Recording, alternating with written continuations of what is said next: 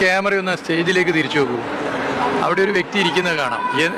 നിങ്ങൾ മനസ്സിലാക്കേണ്ടത് ഇത് കണ്ടില്ലേ, അദ്ദേഹം മുദ്രാവാക്യം വിളിക്കും അവിടെ നോക്ക്, കണ്ടില്ലേ? അപ്പോൾ നിങ്ങൾ മനസ്സിലാക്കേണ്ട കാര്യം, ഈ സംസ്ഥാന മന്ത്രിസഭയിലെ മന്ത്രിമാരിൽ ആരൊക്കെ അവിടെ ഇരിക്കണമെന്ന് നിശ്ചയിച്ചിട്ടുണ്ട്. അത് ശരിയാണ്, എല്ലാ മന്ത്രിമാരും പോയി അവിടെ ഇരിക്കേണ്ട, കുറേ ആളുകൾ സദസ്സിലും ഇരിക്കണം. എന്നാൽ ധനകാര്യമന്ത്രി സദസ്സിലിരിക്കുക, മന്ത്രിമാരിൽ പലരും ഇവിടെ ഇരിക്കുക. എന്നാൽ ഒരു രാഷ്ട്രീയ പാർട്ടിയുടെ സംസ്ഥാന അധ്യക്ഷൻ, അതും എത്രയോ നേരത്തെ വന്ന് ഒരു സർക്കാർ പരിപാടിക്ക് ഇരിക്കുകയാണ്. ഇത് പ്രധാനമന്ത്രിയുടെ ഓഫീസ് നേരിട്ട് ഇടപെടുകയാണ്. ഇത് ജനാധിപത്യ വിരുദ്ധല്ലേ? ഇനി ഇരിക്കുന്ന ഇദ്ദേഹത്തിന് ഒരു മാന്യത കാണിക്കുക. ഇതൊക്കെ അല്പത്തരം. എന്നിട്ട് സ്റ്റേജിലിരുന്ന് മുദ്രാവാക്യം വിളിക്കുക. ഇത് മലയാളി പൊറുക്കില്ല, മലയാളി പൊറുക്കുന്ന നിലപാടല്ല. അപ്പോൾ ഇത് എന്ന് പറഞ്ഞാൽ ഇത് ജനാധിപത്യത്തോട് എടുക്കുന്ന സമീപനം, തെരഞ്ഞെടുക്കപ്പെട്ട ജനപ്രതിനിധികളെ അവഗണിക്കുകയും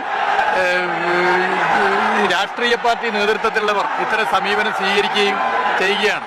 BJPയുടെ സംസ്ഥാന അധ്യക്ഷനാണ്. ഇന്ന് എല്ലാ രാഷ്ട്രീയ പാർട്ടിയിലുമുള്ള സംസ്ഥാന നേതൃത്വത്തെ അതുപോലെ വേദിയിൽ ഇരുത്തുന്ന ഒരു പരിപാടിയാണെങ്കിൽ മനസ്സിലാക്കാം. ഇതങ്ങനെയല്ലാതെ പ്രധാനമന്ത്രിയുടെ ഓഫീസ് നേരിട്ട് വിളിച്ചിരുത്തുന്നു, അദ്ദേഹം അവിടുന്ന് മുദ്രാവാക്യം വിളിച്ച് നേതൃത്വം കൊടുക്കുന്നു.